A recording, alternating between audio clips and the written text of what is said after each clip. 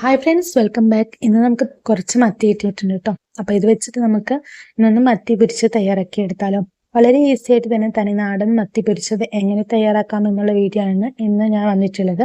അപ്പോൾ നമുക്ക് വീഡിയോയിലേക്ക് പോകുന്നതിന് മുന്നായിട്ട് ആദ്യമായിട്ടാണ് എൻ്റെ ചാനൽ കാണുന്ന കൂട്ടുകാരാണെങ്കിൽ ഒന്ന് സബ്സ്ക്രൈബ് ചെയ്തിട്ട് തൊട്ടടുത്തുള്ള ബെല്ലൈക്കൺ ഓപ്ഷൻ അടിച്ചിടാനും മറക്കരുത്. അതേപോലെ ഫേസ്ബുക്കിലാണ് കാണുന്നതെങ്കിൽ ഒന്ന് ഫോളോ ചെയ്യാനും മറക്കരുത്. അപ്പോൾ നമുക്ക് മത്തിയെല്ലാം ക്ലീൻ ചെയ്തെടുത്തിട്ട് വേണം.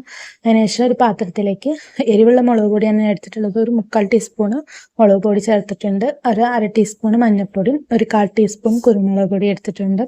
ഈ മീനിലേക്ക് ആവശ്യമായിട്ടുള്ള ഉപ്പ് ചേർത്ത് കൊടുക്കാം. അതിനുശേഷം ഒരു 1/4 ടീസ്പൂൺ ഇഞ്ചി വെളുത്തുള്ളിയുടെ പേസ്റ്റ് കൂടി എടുക്കാം. അതിനുശേഷം ഇതിലേക്ക് പുളി വെള്ളമാണ് ഇട്ട് പുളി പിഴിഞ്ഞെടുത്ത് 1 ടീസ്പൂൺ വെള്ളമാണ് ഞാൻ എടുത്തിട്ടുള്ളത്. അതും കൂടി എടുത്തതിന് ശേഷം നമുക്ക് മസാല ഒന്ന് മിക്സ് ആക്കി എടുക്കാം.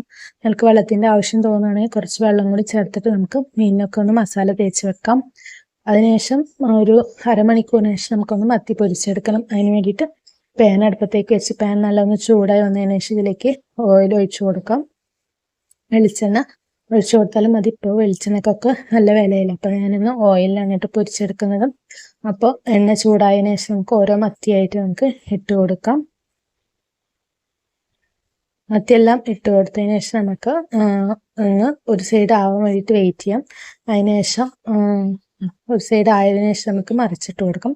അപ്പം മത്തി കരിയാതെ നിങ്ങൾക്ക് ഏത് പാകത്തിന് ഉള്ള ഫ്രൈ ആയിട്ട് എടുക്കണമെങ്കിൽ ആ പാകത്തിനായിട്ട് നമുക്ക് എടുക്കാവുന്നതാണ്. മത്തി ഒരു മീഡിയം ടു ലോ ഫ്ലെയിമിൽ വെച്ചിട്ട് ഫ്രൈ ചെയ്തെടുക്കാം. അപ്പോൾ നമുക്ക് ഒരു സൈഡ് ആയിട്ടുണ്ട്. ഇനി നമുക്കൊന്ന് തിരിച്ചിട്ട് കൊടുക്കണം. അപ്പോൾ നമ്മുടെ മത്തി ഫ്രൈ ഒരു ഭാഗം ആയി വന്നിട്ടുണ്ട്. നമുക്കൊന്ന് തിരിച്ചിട്ട് കൊടുക്കാം. അപ്പോൾ വളരെ ഈസി ആയിട്ട് തന്നെ തനി നാടൻ മത്തി പൊരിച്ചതാണ് ഇന്ന് ഞാൻ തയ്യാറാക്കിയത്. അധികം മസാലകളൊന്നും ചേർക്കാതെ നല്ലൊരു മസാലക്കൂട്ടിൽ തയ്യാറാക്കി എടുത്തിട്ടുള്ള മത്തി പൊരിച്ചതിൻ്റെ വീഡിയോ ആണ് ഇന്ന്. അപ്പോൾ എല്ലാവർക്കും ഈ വീഡിയോ ഇഷ്ടമായി എന്ന് വിചാരിക്കുന്നു.